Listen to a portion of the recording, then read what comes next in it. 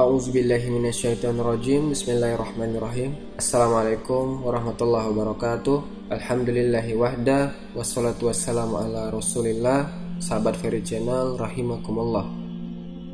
Teman-teman, untuk takut kepada Allah, kita harus yakin semuanya yang diperintahkan oleh Allah baik buat kita. Yang halal semuanya baik buat kehidupan kita, karena Dia pencipta. Dia lebih tahu makanankah, pakaiankah, pergaulankah, pendapatankah, semuanya itu pasti baik buat kita. Semuanya yang Allah haramkan pasti buruk. Itu harus ditanamkan. Saya kasih contoh begini ya. Allah Subhanahu wa taala pada saat mengharamkan sesuatu itu, Allah sudah tahu ini akan berbahaya buat makhluknya.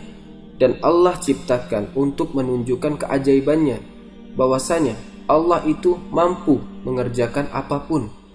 Dan Allah kalau mau menghalalkan sesuatu, Allah tahu itu kebutuhan, maka Allah jadikan itu sebagai hal yang baik untuk kita. Saya akan angkat satu kisah perdebatan antara seorang syekh di Damaskus, negara Syria, dengan seorang pastor. Pastor ini berarti dari Katolik, kalau Protestan berarti pendeta. Kemudian pastor ini naik di podium, debat besar-besaran antara Kristen sama Islam waktu itu, di auditorium yang dihadiri ribuan orang di kota Damaskus di Syria ya. Pasturnya naik duluan di atas podium, syekhnya nunggu di depan nih, di bawah. Kata pastor, kalian umat Islam ini melarang pengikut kalian untuk nyembah berhala. Gak boleh sembah berhala, gak boleh sembah pohon, gak boleh sembah patung, gak boleh sembah berhala yang dianggap tidak hidup oleh mata manusia. Anggaplah batu-batu ya. Sementara kalian semuanya menyembah berhala, kata pasturnya.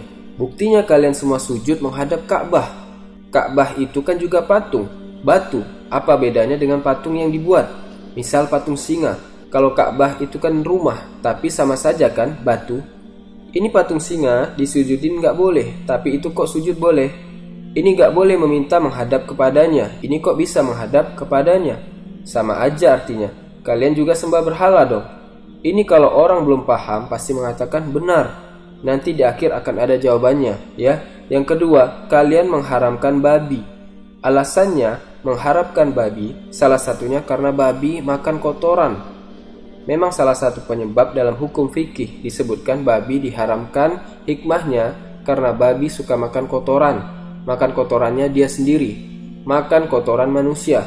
Kalau ditaruh di depan babi itu kotoran atau dengan daging misalnya, dia pilih makan kotoran ya. Hewan yang jorok memang, kotor. Kata dia, kalian mengharapkan babi karena makan kotoran. Saya mau buat peternakan babi terbesar nih di Eropa, yang saya berikan minumannya susu, makanannya sayuran, gak ada penyebab haramnya. Sementara kalian umat Islam makan ayam. Ayam saya kasih makan kotoran. Baik, ini dua syubhat yang dilempar ke umat Islam. Kalau orang awam gak akan ngerti, pasti susah jawabnya. Tapi subhanallah, Allah siapkan para pejuang-pejuang untuk membela agamanya. Syekhnya ini senyum waktu dilemparkan dua pertanyaan tadi dari pastor. Berdiri syekh dari kursinya di depan, dia minta mic, dia bilang, "Pastor, saya minta Anda tetap di podium, silakan di atas, gak usah turun, dan saya akan jawab sementara saya di sini." Tujuannya, syekhnya ingin menunjukkan kepada umatnya Islam yang hadir di auditorium pada saat itu, ini bukanlah hal yang berat. Ini hal yang ringan kok sebenarnya. Lalu sambil dijawab sama syekh tersebut. Kata syekh, kalau yang pertama Anda menganggap kami menyembah berhala karena kami sujud menghadap Ka'bah, itu pemahaman yang salah. Salah besar pemahaman itu. Kami tidak pernah menyembah Ka'bah. Kami ini umat Islam, sangat patuh dengan Tuhan kami Allah. Dan kalian tahu, orang-orang Nasrani ada Tuhan namanya Allah. Kasus kami sujud menghadap Ka'bah, kami berdoa menghadap sana, itu karena adanya perintah Allah, bukan karena fisiknya. Kalau perintah Allah sujud menghadap pohon, kami hadap pohon. Kelautan, kami kelautan, karena perintahnya ke Ka'bah, kami hadap ke Ka'bah. Jadi bukan karena itu. Dan ada salah seorang sahabat Nabi kami bernama Umar bin Khattab yang pernah berdiri di depan Hajar Aswad, batu yang ada di dekat pintu Ka'bah, sambil teriak dengan suara keras berkata, "Wahai Hajar Aswad, demi Allah, saya tahu kau hanya batu biasa. Kalau bukan saya lihat Rasulullah SAW mencium kau, saya tidak akan menciummu. Umar bin Khattab ingin memberi pelajaran kepada kita. Hajar Aswad hanya dicium karena itu perintahnya, gak lebih daripada itu. Ka'bah itu hanya simbol yang Allah suruh jadikan sebagai kiblat saja, karena perintah Allah, bukan karena kasus rumahnya, ya. Jadi Ka'bah kasuistiknya karena perintah Allah, gak lebih dari itu, ya. Yang kedua, ternyata syekhnya ini mengikuti perkembangan teknologi, ilmu pengetahuan yang dihubungkan dengan agama. Jadi ternyata penelitian yang terakhir itu, daging hewan yang dikonsumsi oleh manusia itu bisa mentransfer sifatnya hewan itu. Itu penelitian yang terakhir. Maka ternyata adanya larangan-larangan dalam Islam untuk memakan hewan-hewan yang buas, yang bertaring, itu bisa mentransfer sifatnya hewan tersebut. Dan babi ini ternyata selain makan kotoran, selain punya cacing pita dan beragam macam masalah dalam hidupnya babi ini, ya, itu Allah Subhanahu wa taala juga memberikan kejelasan kepada kita tentang karakter, ada sifat buruknya, yaitu berbahaya. Syekhnya tunjukkan kepada kita, dia bilang kepada panitia, tolong panitia datangkan 3 ekor babi dan 3 ekor ayam ke sini.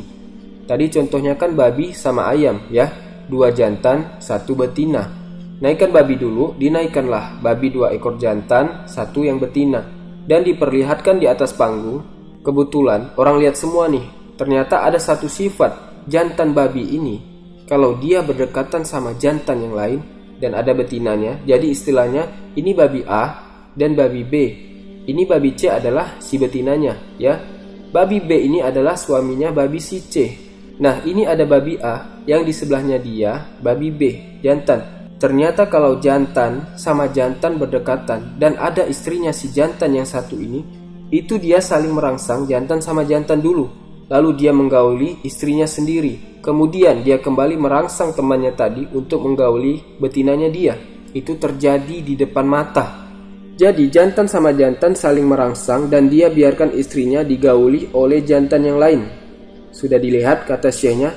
Sudah lihat? Turunkan babi-babi itu. Sekarang naikkan ayam. Dinaikkanlah. Ayam naik, 2 jantan, 1 betina. Apa yang terjadi? Yang jantan bersaing dan yang menang akan mempertahankan betinanya.